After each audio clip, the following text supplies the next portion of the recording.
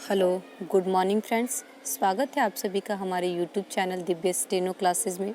अगर आप हमारे चैनल पर नए हैं तो हमारे चैनल को सब्सक्राइब कर लीजिए और बेल आइकन को दबा लीजिए।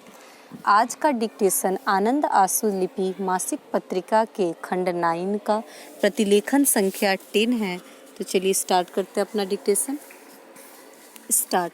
महोदय, हमारे संविधान में जो नया विचार आया वह मौलिक तो था ही नहीं, पश्चिमी विचार की सही अनुकृति भी नहीं बन पाया। साहित्य के उद्देश्य को लेकर वर्तमान भटकाव उसी विचारहीनता की परिणति है। इसके अतिरिक्त मेरी धारणा रही कि जो लोग रचना क्रम में प्रवृत्त हैं वे विचार की प्रक्रिया को ही जिंदा नहीं रखे हैं बल्कि सांस्कृतिक धारा को भी जीवंत बनाए हैं। यह जीवंतता बनी रहनी चाहिए क्योंकि सामाजिक ऊर्जा को रचनात्मक दिशा मिलती है। किसी वर्ग को ही समाज मान लेने की भ्रामक धारणा का शिकार हमारा साहित्य भी हुआ है। समाज जिस संगठन का नाम है उसमें प्रत्येक व्यक्ति महत्वपूर्ण है, व्यक्तियों का वर्ग नहीं। यह ठीक है कि समाज पर किसी वर्ग का प्रभुत्व स्थापित हो जाता है। वर्ग के विरुद्ध जब हम पुनः किसी वर्ग को संघर्ष के लिए प्रेरित करते हैं तो असंतुलन को बढ़ाते हैं। एक वर्ग को विस्थापित कर दूसरे को स्थापित करने की प्रक्रिया अंतहीन है। यह संघर्ष को निरंतरता देती है। स्पष्ट है कि संघर्ष में विकास ही अवरुद्ध नहीं होता, परस्पर दुर्भावना भी बढ़ती जाती है।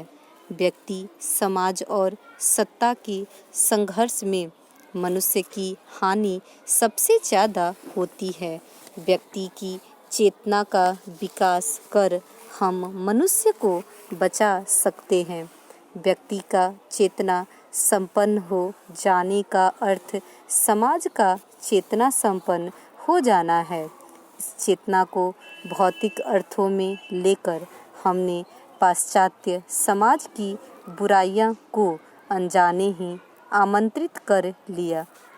एक वर्ग की सत्ता से हट जाने या एक वर्ग के सत्ता पर अधिकार जमा लेने से ही समाज स्वस्थ और सुदृढ़ हो जाता तो सोवियत संघ का विखंडन नहीं हो पाता। बचाव में यह कहना कि कुछ भ्रष्टाचार में लिप्त और निरंकुश लोगों के सत्ता में बैठ जाने से यह स्थिति उत्पन्न हुई, तार्किक दिवालियापन है। कौन कह सकता है कि उस तथाकथित सत्ताधारी वर्ग को हटाकर जो दूसरा वर्ग बैठता वह ईमानदारी से कार्य करता और सामाजिक असंतोष दूर होता?